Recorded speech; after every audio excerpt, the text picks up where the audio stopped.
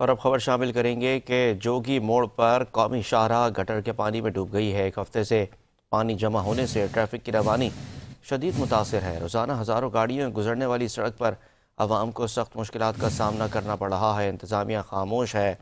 یہ مناظر بھی آپ دیکھ سکتے ہیں کہ سڑک پر سیوریج کا پانی موجود ہے اور انتظامیہ جو ہے کوئی ایکشن نہیں لے رہی ہے۔ شہریار شوکت ہمارے نمائندے ہمارے ساتھ موجود ہیں۔ شہریار بتائیے گا کہ کیوں اب تک انتظامیہ کی جانب سے کوئی ایکشن نہیں لیا گیا ہے؟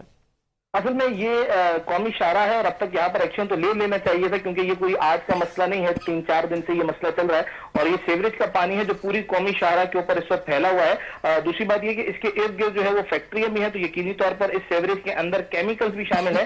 تو یہ کیمیکل ملا سیوریج کا جو پانی ہے روڈ پر جمع ہے، ایک تو اس سے ٹریفک بری طرح سے متاثر ہو رہی ہے، دوسری قومی شاہراہ ہے تو اس پر بھی جو ہے وہ اس کا مسائل کا سامنا کرنا پڑ رہا ہے۔ نہیں یہ کہ اس سے بیماریاں پھیلنے کا بھی خدشہ ہے، لیکن تاحال اس پر کوئی ایکشن نہیں لیا گیا اور آج یہ چوتھا روز ہے کہ یہ پانی اسی طرح سڑک پر موجود ہے۔ جی بہت شکریہ شہریار۔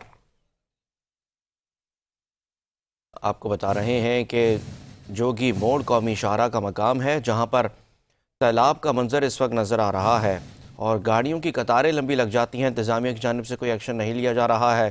آپ یہ مناظر دیکھ سکتے ہیں کہ مین یہ شاہراہ ہے جہاں پر گاڑیاں مشکل سے گزر رہی ہیں اور سیوریج کا پانی سڑک پر اس وقت موجود ہے۔ کافی دن اس بات کو گزر گئے ہیں لیکن انتظامیہ کی جانب سے کوئی اس کے اوپر پیش رفت نہیں کی گئی ہے، جبکہ شکایات کافی دفعہ درج کرائی جا چکی ہیں۔ جس طرح ہمارے نمائندے شہریار ہمیں بتا رہے تھے کہ انتظامیہ نے اب تک اس کے اوپر کوئی سنوائی نہیں کی ہے۔